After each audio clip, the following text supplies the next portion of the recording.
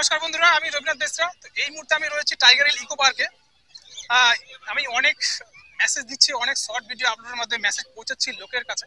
Tiger hill eco park নতুন নতুন শুরু হয়েছে, অনেক বছর আগেই শুরু হয়েছে, বাট এই বছর 2025-এ একবারে নতুনভাবে সাজিয়েছে টাইগার হিল ইকো পার্কটাকে।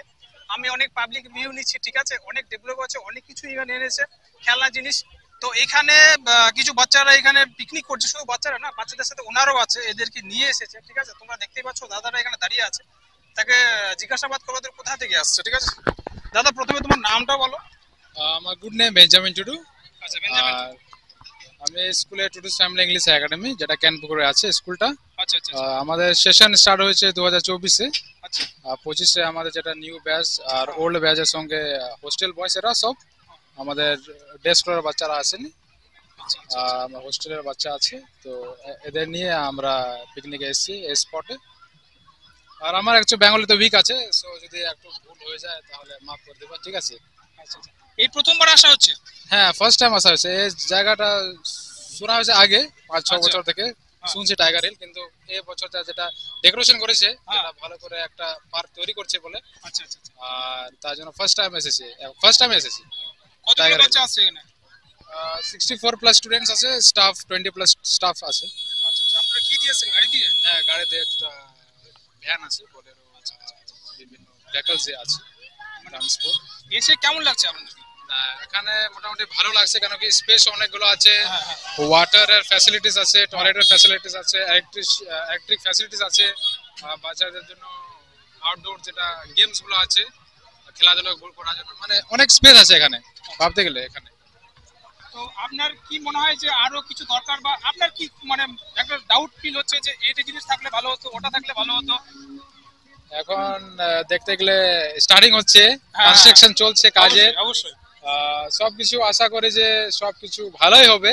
এখন পার্কের জায়গা যদি আরেকটু বড় করে দেয় বাচ্চাদের সঙ্গে, আর এখানে যদি স্পটে যদি সিকিউরিটি গুলো থাকে আরো ভালো হবে, কেন কি ওইদিকে আছে ভলেন্টিয়ার্সরা আছে, আরো একটু দরকার আছে ভলেন্টিয়ার্সরা এদিকে ওদিকে, কেন কি এখানে দূরে দূরে থেকে লোকগুলো আছে পিকনিক করতে। শুধু কি তোমার সিকিউরিটির জন্য না, ডেকোরেশনের কিছু মানে সাজসজ্জা, হ্যাঁ, বিভিন্ন স্পেস তো অনেকটাই আছে। তো কোন স্পেসে কোন জিনিসটা থাকলে ভালো হতো? এই যে যেমন এখানে পুকুরটা পড়ে আছে, ঠিক আছে, এটাকে কারুকার্য করা অবশ্যই দরকার। হ্যাঁ, এগুলা যদি একটু ভালো করে সাজিয়ে, যেমন সুইমিং একটা বাগান, বা এখন যেমন টাইগার হিল ইকো পার্ক এরকম সামথিং আছে লেখাটা, যেটা স্পটের নেমটা tiger hill eco park. So যেমন ইকো পার্ক যেমন যেটা ওয়ার্ডটা আছে, যদি ওইরকম যদি তৈরি করে তাহলে অনেক সুন্দর হবে। হ্যাঁ, যেমন মিল হবে। যেমন এগুলা যেমন অনেকগুলা গার্বেজ ফেলছে এখানে, এগুলো উচিত না।